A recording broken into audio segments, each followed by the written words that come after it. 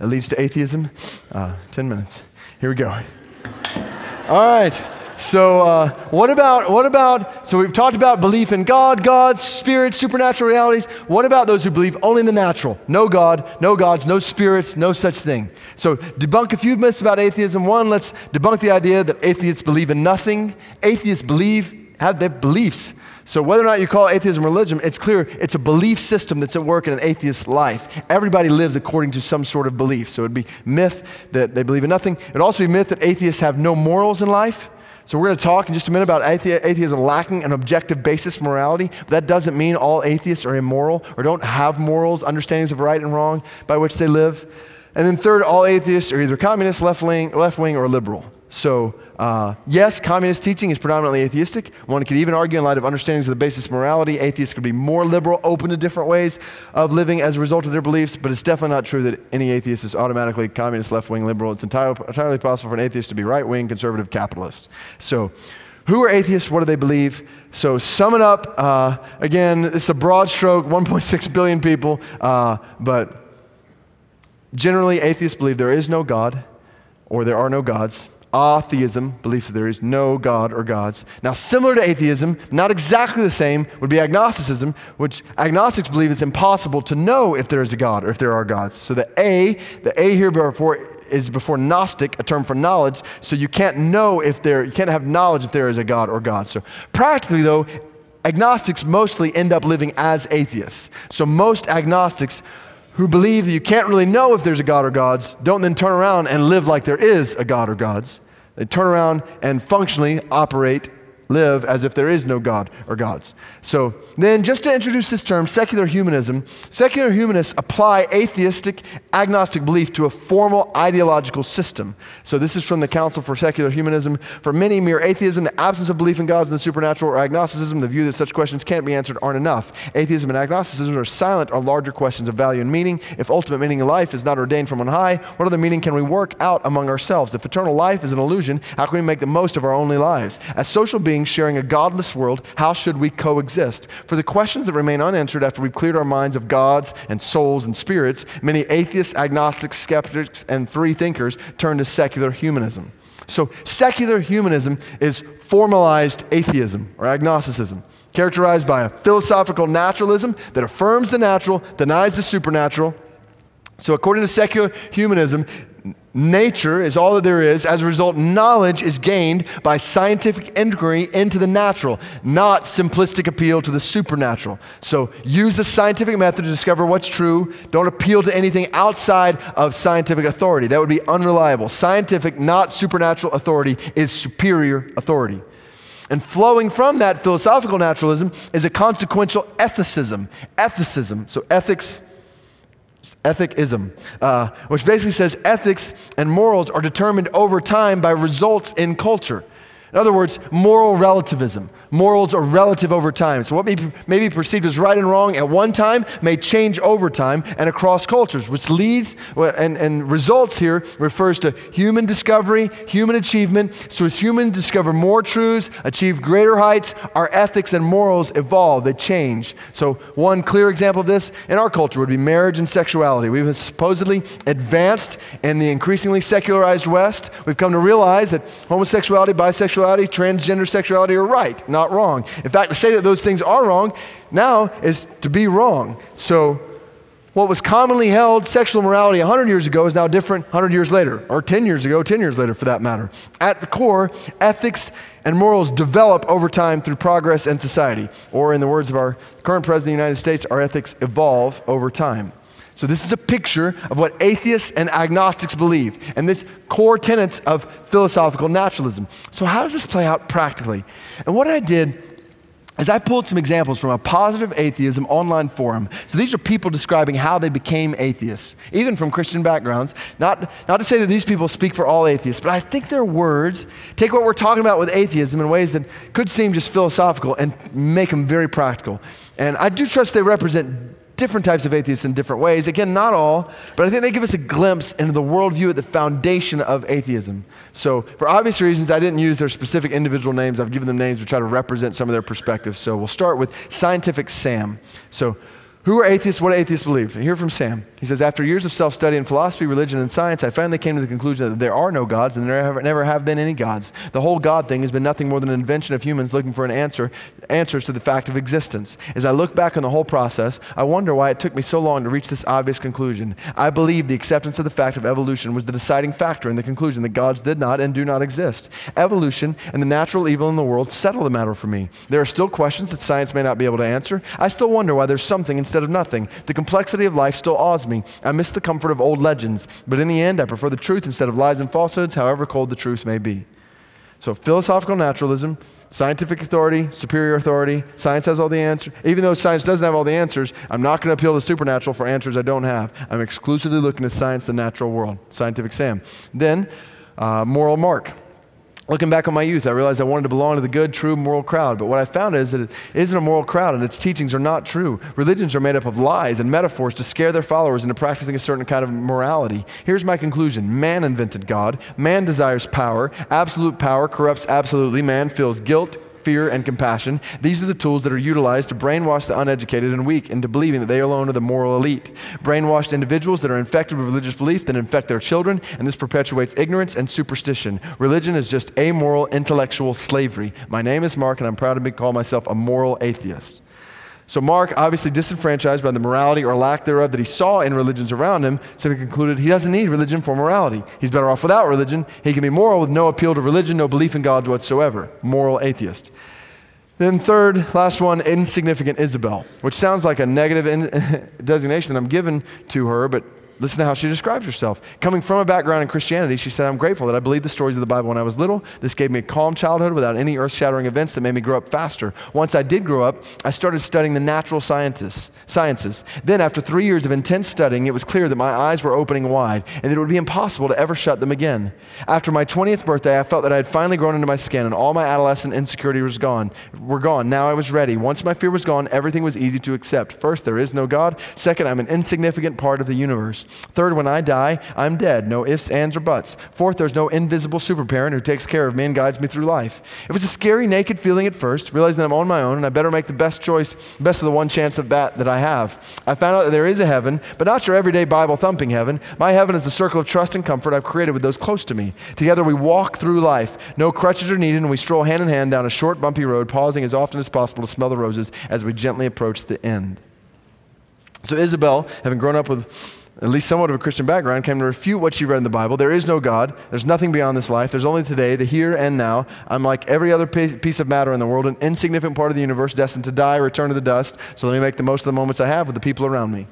So each of these atheists, this is different perspectives, different journeys for how they came to atheism, but we got to think, not just in generality, so individual people. How do we share the gospel with Sam, Mark, Isabelle, or others who maybe like them in different ways? So here's some exhortations. One, much like we talked about with Islam and others, create humble dialogue. Create humble dialogue. So don't feel like you need to jump right into a proof for the existence of God. Get to know people, where they're coming from, the reasons why they believe what they believe, and what they mean when they say they believe something. So when an atheist tells me I don't believe in God, I'll reply by saying, tell me about the God you don't believe in. If they start talking about a big Santa Claus in the sky who's keeping record of wrongs and rights, going to judge us one day based on them, I'll say, I'm with you. I totally don't believe in a God like that. And I'll say, can I tell you about the God I do believe in? Or someone might say, I think religions are all the same. Instead of just jumping into a refutation of that idea, just ask, what makes you believe that? Like, find out why somebody believes it, because you obviously know it's not true. I think tonight, I hope, has made it abundantly clear they're not all the same. But what makes somebody believe that? What do they perceive about religions that causes them to lump them all in the same category? And hearing that answer will be hugely helpful in discerning how to share what's distinct and uniquely good about the gospel. Other people say, I think people are basically good. Which leads to, why do we need religion anyway if we're all basically good? Ask, really? And what about, and then you use an example, like Mussolini or Hitler, like the German Holocaust, terrorism and war today, kidnappers who traffic children for sex, all the people who commit these human atrocities, they're basically good. Like, do you really believe that? So create humble dialogue, and as you do, to cause honest questioning. Tim Keller does a great job talking about this in the beginning of his book, Reason for God. But instead of always seeing yourself as needing to answer every question people may ask you about your faith, create humble dialogue that causes honest questioning about others' assumptions and beliefs. So a friend, neighbor, acquaintance says, God doesn't exist. Instead of immediately going on the defensive trying to prove that he does exist, why not start by asking, can you prove that God doesn't exist? Which no one can do. Atheism is totally unprovable. To say that God is not there. If I was going to say that something is not in this room, I would have to have searched this entire room to see if that thing was here. And once I've searched the entire room, I would be able to say, okay, it's not here. So in order to say that there is no God, that means you have to have searched all knowledge to see if God is there. And if you've searched all knowledge, that means you have all knowledge. And by definition, that makes you God. And therefore, you deny your own divinity with your own statement that there is no God. Like you can't do it. So, that makes sense at 12:30 at night? So anyway, it's unprovable. So another way to get to that point might be say, why have human beings throughout history believed in the supernatural? I mean, it certainly seems like atheism is contrary to human nature, that there's something inherent in human beings to look to the supernatural. What causes that? Where does that sense come from? Again, the goal here is not to establish irrefutable truth, but just to cause honest questioning in such a way that once those questions are asked, the journey toward truth can begin. So generally create humble dialogue, cause honest questioning, and then specifically think about how you share the gospel with Scientific Sam.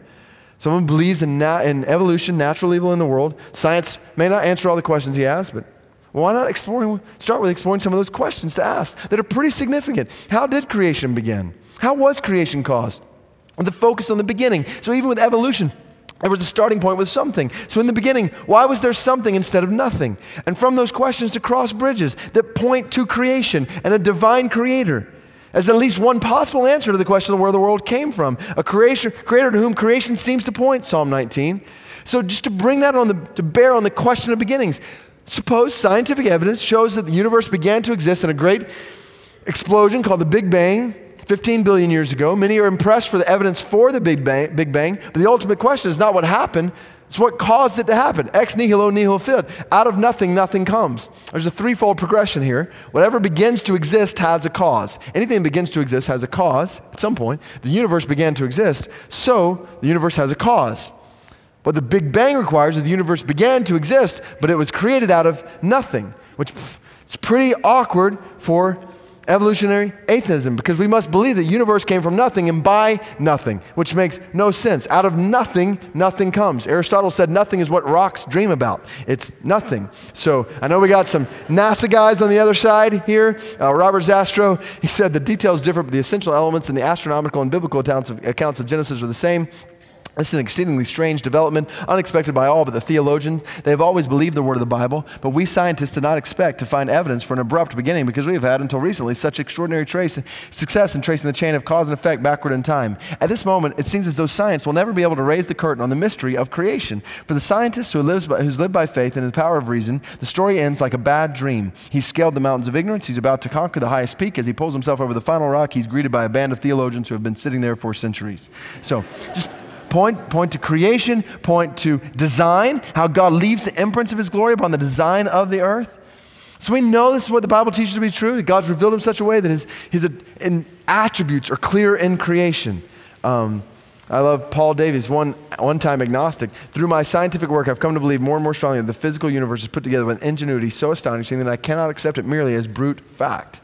So to speak with awe about the design of the universe, the fact that it points to the designer, the fact that the earth, if it were just ever so closer to the sun, we'd burn up in an instant. If we were ever so far away from the, just slightly farther away from the sun, we would freeze in an instant. But we're held by by a designer, a someone.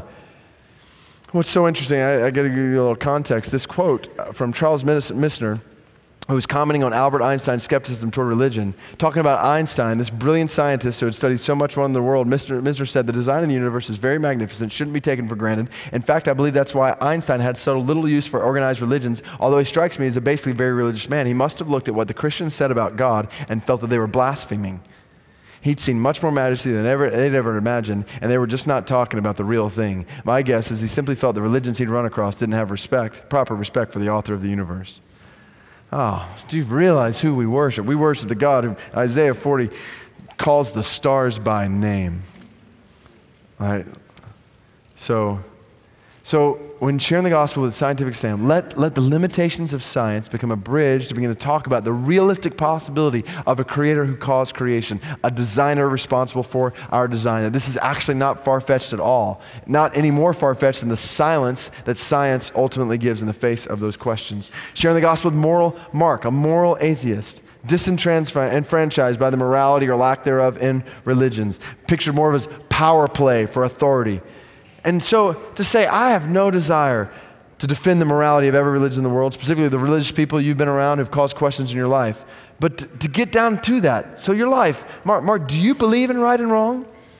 And I think the answer is yes. And so to ask, why do you have a sense of right and wrong? Where did that come from? Or how do you know the difference between right and wrong? And those questions lead to bridges to cross in conversation about how the existence of objective moral values points to a moral creator. It's what Paul talks about in Romans 2. So basically, the fact that we have a moral law written on our hearts by which we know something is good or bad actually points to a moral lawgiver. To begin talking about how if God doesn't exist, then good and evil do not exist. At least not any innate sense of good and evil, right and wrong, because there's no objective basis for determining between the two. Any atheist knows this. Look at this quote from Dinesh D'Souza.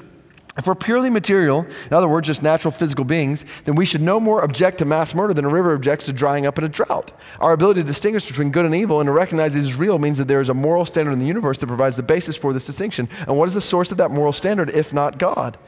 So an atheistic worldview provides no objective basis for distinguishing between good and evil. Michael Roos, noted agnostic philosopher of science, said the position of the modern evolutionist is that morality is a biological adaptation no less than our hands and feet and teeth. Considered as a rationally justifiable set of claims about an objective something, ethics is illusory. I appreciate that when somebody says, love thy neighbor as thyself, they think they're referring above and beyond themselves. Nevertheless, such reference is truly without foundation. Morality is just an aid to survival and reproduction, and any deeper meaning is illusory. Same thing, another atheist ethicist. We've not been able to show that reason requires a moral point of view or that all really rational persons should not be individual egoists or classical amoralists. Reason doesn't decide here. The picture I've painted for you is not a pleasant one. Reflection on it depresses me. Pure practical reason, even with the knowledge of the facts, will not take you to morality. So when you recognize that, you realize atheism is left with hopeless subjectivity that's dependent upon the whims of changing society, where culture determines what's right and wrong. And as long as culture says something's okay, then it's okay, which sounds good to some, at least at first, but think about the implications. And this is where it's helpful in conversation with Mark to show the implications of an atheistic approach to morality are frightening. Taken to their end, far more frightening than any other religion he's grown disillusioned by. Is he really prepared to say that as long as Nazi German culture said it was okay to exterminate Jewish people, that made it okay? Listen to Richard Dawkins, noteworthy atheist. In a universe of blind physical forces and genetic replication, some people are going to get hurt, other people are going to get lucky. You won't find any rhyme or reason in it, nor any justice. The universe we observe has precisely the properties we should expect if there is at the bottom no design, no purpose, no evil, and no good. Nothing but blind, pitiless indifference. DNA that neither knows nor cares. DNA just is, and we dance to its music. Can you imagine telling the victims of Auschwitz, sorry, Hitler and these Nazi soldiers were just dancing to their DNA. They're neither evil nor good. It's just blind, pitiless indifference that neither knows nor cares. Or present day, telling moms and dads of little girls in West Africa who were kidnapped by Boko Haram, have been forcibly raped, married off to militant Muslim captors who are now training them to be suicide bombers. They're just dancing to their DNA. We can't conclude. We don't want to conclude that there is no God. See the implications that can be seen only in the context of humble dialogue, questioning, honest questioning, gospel conversations. So what about sharing the gospel with the insignificant Isabelle? First, there is no God, she said. Second, I'm an insignificant part of the universe. Third, when I die, I'm dead. No ifs, ands, and buts. No invisible super parent. Scary, naked feeling at first, but I'm on my own. I just want to make the best of the one chance at bad I have. So ask questions. If the universe is ultimately impersonal, and therefore we're all insignificant, then why do we have such a personal desire for meaningful relationships like you mentioned? And where does that come from? If we really are insignificant in the whole of creation, then why do we have such a strong desire inside of us for significance? Maybe another way to put that question, if we really aren't insignificant in the whole creation, then where does that strong desire for significance come from? Maybe another way to get at the heart of what we all feel, want, desire, for some reason to ask, is there part of you that desires ultimate justice in the world? Transcendent meaning beyond this world? I.e., when you see sex trafficking and terrorism and poverty and oppression and injustice, isn't there something in you that says, surely this is not all there is? And if so, where does that desire come from? So to get to the heart and then begin to cross the bridge and to show in the gospel how our search for significance comes from a personal creator who's made us in his image. Our longing for love comes from a loving creator. This wonderful gift we have of love that even Isabelle talks about, and the relationships we have with other people, this love is a gift. It's the most excellent way, ultimately, because there is a God who is love. To show how our desire for justice comes from an ultimate judge. We want to see ultimate justice, and it's right to want that. One day it's going to happen. The Bible makes clear that one day ultimate justice will be shown. Evil will not have the last day. Justice will reign. To show that, show her how desire for meaning comes from a majestic God who awes us with majesty and wonder. Revelation 4. See beauty that you can't even imagine or comprehend.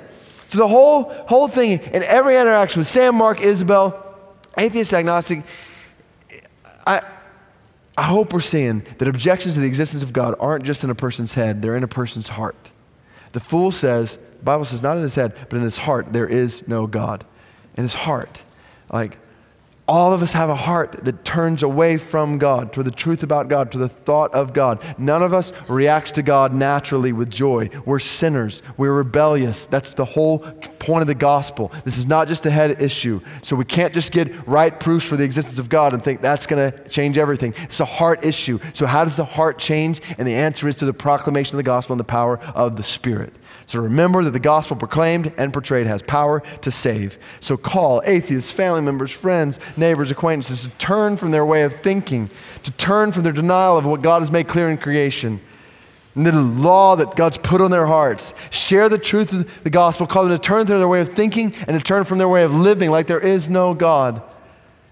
Urge atheists, friends, family members, neighbors, acquaintances to trust in the Creator who rules over them and to realize this ruler is good, that He loves them, that He's designed them to enjoy Him. To trust in the Savior who will redeem them, who will wipe away all their rebellion against Him solely by faith in Him. Tell them how much God loves them. There's a God who's not only true, but He's worthy of their trust. Now, you put all that together with all we've seen tonight, an atheist might ask the question, just as a Hindu, Buddhist, animist, Muslim might even ask the question, I hear you talk about how loving God is. Well, if He's really that loving, then why is there only one way to Him? Isn't that a question that kind of comes to the surface after this whole night? Like if what you're saying in the gospel is true, then billions of people right now on a road that leads to an eternal hell because they've not trusted in that one way. So how is that loving of God? Isn't God more loving than you're giving Him credit for? If God is loving, wouldn't He make other ways, all kinds of ways? I mean, if Christians really believed God was loving, then Christians wouldn't be so narrow-minded. And I feel the force of those questions, particularly when I look at the numbers we have looked at tonight. But this is where I want to encourage you, when others ask you that question, to point them, even when you think about it, and when others point it to ask you it, to point yourself to the pursuing love of God and the perceived narrowness of the gospel. Here's what I mean by that. John 14:6, when Jesus said, I'm the way, the truth, and the life, no one comes to the Father except through me. He didn't just say those words out of nowhere. So you ever been in a conversation with somebody where you're talking about something for like hours and you get in a deep conversation and then somebody else comes in and starts kind of interrupting the conversation and bringing up things you talked about hours ago and you just want to say, who invited you into this conversation? So we got to realize when we read John 14:6, this is a conversation that began a ways back. So when I talk with atheist friends, acquaintances, people that I'm talking about the gospel with, I'll say, let's step back for a minute. Like, I totally get some of these questions. Imagine for a minute, just imagine that there is a God. And I know that you don't believe that there is a God, but again, you can't prove that He's not there. You don't have all knowledge. So maybe somewhere in the knowledge you don't have, God exists. So just imagine there is a God. He's perfect, perfectly good. He's perfectly loving. Everything about Him is good. Everything about Him is loving. And imagine this God were to create a world, and He were to create all these beautiful things in the world, and at the pinnacle of His creation, He were to create a man and a woman, and He would say, I've created you to know me uniquely, to enjoy me, to walk with me, and I want you to experience life with me forever. Imagine one day that creation were to look at the Creator and say, I think we don't want to follow our Creator's ways. We'd rather do things on our own. Imagine the Creator had said, if you turn from me, if you eat from this tree, then you'll experience death. But I don't want you to experience death. I want you to experience life. Imagine the creation were to say, I don't think we can trust Him. So they were to eat from that tree and totally turn from their Creator. Imagine the Creator saying, I told you if you did this, you would experience death. But I have in motion a plan for you to still live. Imagine this Creator sent people to His creation to bring good news of His love for them. Imagine He called some of them to Himself and said, I want to enter into like a covenant, a marriage relationship with you to show my love to you. in a way that you'll then reflect my love to everybody in the world. And imagine those people were to say, yes, we want to do that. They're called the people of Israel in the Old Testament. And imagine the people of Israel are entered into this marriage relationship, this covenant relationship with God, the Creator, were to say, you know, I think we'd rather take our gold and silver, put it together and worship that instead of our Creator. Imagine the Creator were to send messengers to His people to say, I love you, turn back from your sin, trust in me. And imagine that creation were to take the messengers sent by the Creator and were to stone them and saw them in two, persecute them. And imagine after all that, the Creator were to commit the ultimate act of condescension and come to the creation Himself and love and care for His creation, serve His creation, and make a way for His creation to know the Creator. And imagine the creation were to take the Creator Himself in the flesh and to mock Him, beat Him, scourge Him, spit upon Him, nail Him to a cross in the most cruel form of death they could imagine. And imagine in light of all of that, the Creator were to say to anyone in all history, if you'll simply trust in my love for you and what I did for you, then I will forgive you of all your rebellion against me and you can live with me forever. I'll say to my atheist friends, like, if that were true, then doesn't it seem a bit bold to look in the face of that Creator and say, why have you only made one way for us? Because once you realize the whole story, you realize the question is not why is there only one way. The question is why is there any way at all? And you begin to realize that even if there were 1,000 ways, we would want 1,001. The issue is not how many ways. The issue is our autonomy. We want to make our own way in this life. And the beauty is He loves us so much to save us from the effects of our making our own way. Point them to the pursuing love of God and the perceived narrowness of the gospel. There are a lot of atheists in the world that need to hear the gospel.